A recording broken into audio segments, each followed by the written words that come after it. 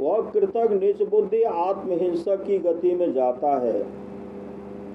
भव सागर तरने के साज का समाज मनुष्य शरीर रूप नाव, ईश्वर कृपा रूप अनुकूल वायु और सदगुरु रूप मल्ला है। जो पर लोक इहाँ सुख चाह हो, सुनी मम बचन हृदय दृढ़ गह हो। यदि परलोक और इस लोक में सुख चाहते हो तो मेरे वचनों को सुन उसे हृदय में दृढ़ता से ग्रहण करो। सुलभ सुखद मार्ग यह भाई भगति मोरी, पुराण श्रुति गाई। हे भाई, यह रास्ता सहज और सुखदायक है। यह मेरी भक्ति है जिसको पुराणों और वेदों ने गाया है। ज्ञान अगम प्रत्यो है अनेका, साधन कठिन मन कहटे का। ज्ञान दुर्बोध है, उसके साधन में अनेक विघ्न और कठिनाइयां हैं और उसमें मन को अवलंब नहीं मिलता। करत कष्ट बहु पावे को भगतिहीन, मोहि प्रिय नहीं सो। बहुत कष्ट करते करते यदि कोई इसको ज्ञान को पा भी जाए तो वह पाने वाला ज्ञानी भक्ति के बिना मुझे प्रिय नहीं है। भगति सुतंत्र सकल सुख खाने, बिनु सत्संग न पावहि प्राणे। भक्ति स्वतंत्र और सब सुखों की खान है, बिना सत्संग के प्राणी मनुष्य से नहीं पाते। पुण्य पुंज बिनु मिलहि न संता, सत्संगति संस्कृति करयंता। पुण्य राशि के बिना संत नहीं मिलते और सत्संगति जन्म मरण के दुखों को नाश करने वाली है। पुण्य एक जग मह नहीं दो जाओ, मन क्रम बचन विप्र पद पूजा। इस एक पुण्य के समान संसार में दूसरा पुण्य नहीं है। इस एक पुण्य के समान संसार में दूसरा पुण्य नहीं है कि मन वचन और कर्म से ब्राह्मणों के चरणों की सेवा करने। ब्राह्मणों के संबंध में चौपाई संख्या 447 के अर्थ के नीचे कोष्ठ में लिखे विचारों को पढ़िए। ब्राह्मणों की पूजा सबसे श्रेष्ठ पुण्य है। ऐसे पुण्यों के फल से अर्थात ब्राह्मणों की पूजा एवं अन्य प्रकार के पुण्यों के पुंज होने से संत का दर्शन लाभ होता है। इससे प्रकट होता है कि सच्चे ब्राह्मण की महिमा से संत की महिमा कहीं अधिक है। परंतु गोस्वामी तुलसीदास जी ने इस विचार को ऐसे ढंग से वर्णित किया है, ऐसे ढंग से वर्णित किया है कि ब्राह्मण देव के हृदय में यह बात कांटे की तरह चुभे नहीं, पर संत की महिमा छिपी हुई भी न रहे। सानुकूल तेहि पर मुनि देवा, जो तज कपट करई द्विज सेवा। मुनि और देवता उस पर प्रसन्न रहते हैं जो कपट छोड़कर ब्राह्मणों की सेवा करता है। और एक गुप्त मता सब ही कहाऊं कर जोरे, शंकर भजन बिना नरो भगति न पावै मोरे। मैं सबको और भी एक गुप्त विचार कहता हूँ, वह यह है कि किरणों चैतन्य वृत्तियों सुरत की धारों को जोड़कर एकत्र करके कल्याण करने वाला भजन के बिना कोई मेरी भक्ति नहीं पाता। श्री सद्गुरु महाराज की जय। महर्षि में ही अनुभव ज्ञान से परमाराध्य सद्गुरु महाराज की अमृतमय वाणी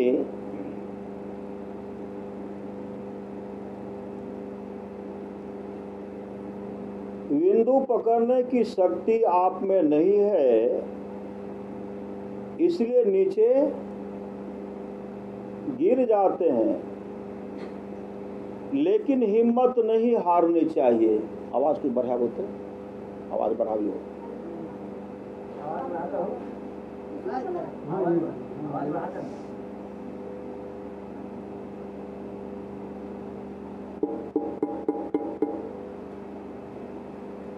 बिंदु पकड़ने की शक्ति आप में नहीं है, इसलिए नीचे गिर जाते हैं, लेकिन हिम्मत नहीं हारनी चाहिए कि हम में शक्ति नहीं है। अभ्यास करते करते शक्ति बढ़ती जाएगी और एक न एक दिन वह पकड़ में आ जाएगा। मानस जब मानस ध्यान में सफलता प्राप्त किए बिना दृष्टि योग में सफलता प्राप्त करने की इच्छा भूमि पराचह छुअन आकाशा की तरह असंभव है।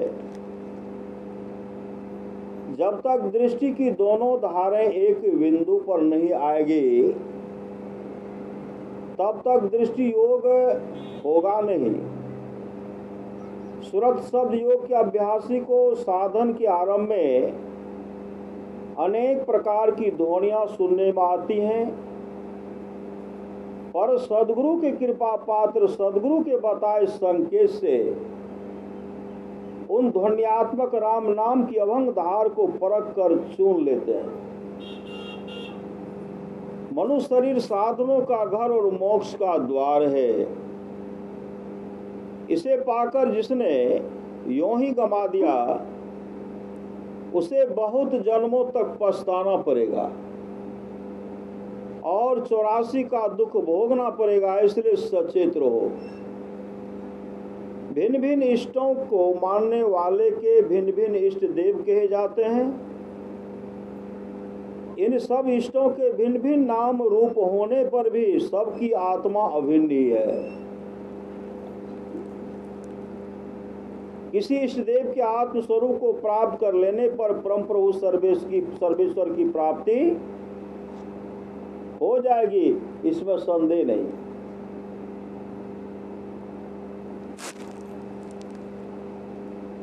जो अपने को समेटकर केंद्र में केंद्रित करता है वह भक्त धन्य है। अपने को समेटकर कहां केंद्र में केंद्रित करता है वह भक्त धन्य है। उसका हृदय शांत हो जाता है, माया के फेर में वह नहीं पड़ता। परमात्मा उससे भिन्न होता ही नहीं। ईश्वर की भक्ति से ही सब दुखों का अंत हो जाता है। ईश्वर की भक्ति से ही सब दुखों का क्या होता है? अंत हो जाता है, और किसी दूसरे उपाय से उसका अंत नहीं हो सकता है। मुझे बड़ा विश्वास है जो संत वचनामृत का सेवन करते हैं, अर्थात उनके वचनों का श्रवण मनन तथा निधिध्यासन करके आदर करते हैं, उनका परम कल्याण होता है। इसमें किसी को रंश मात्र भी संदेह नहीं करना चाहिए।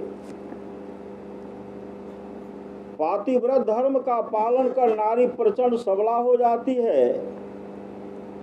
इसलिए स्त्रियां इस व्रत का अच्छी तरह पालन करें और पुरुष भी एक स्त्री धर्म पालन करे। साधक को इच्छा कम रखनी चाहिए। जो विशेष इच्छाएं रखते हैं वे एकांत चित्त होकर भजन नहीं कर सकते हैं। तुम्हारे शरीर के अंदर अखुट अघट भंडार है। इसमें प्रकृति के सब रूपों और उसके सब विभागों के सहित परमात्मा भी हैं। उन सबको अपने अंदर साधन के द्वारा पहचान सकते हो। विषयों की तरफ से उदास रहना ही भजन की ओर बढ़ना है।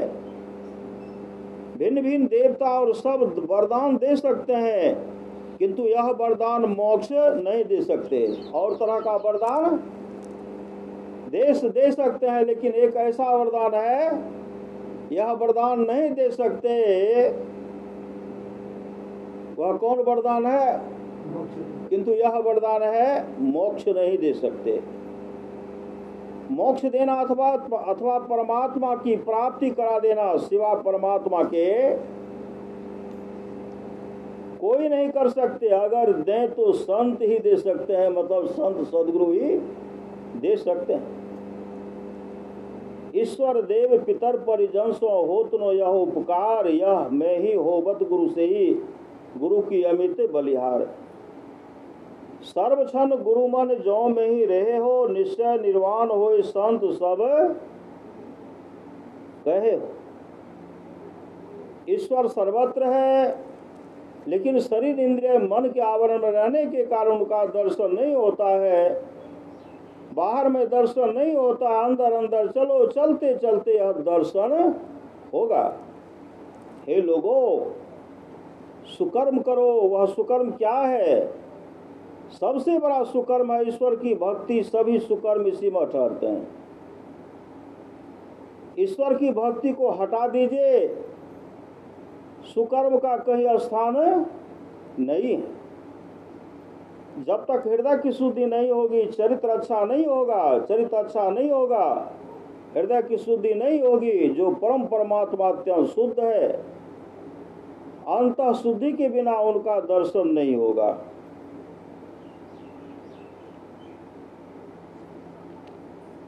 शरीर के भीतर का अंधकार नरक में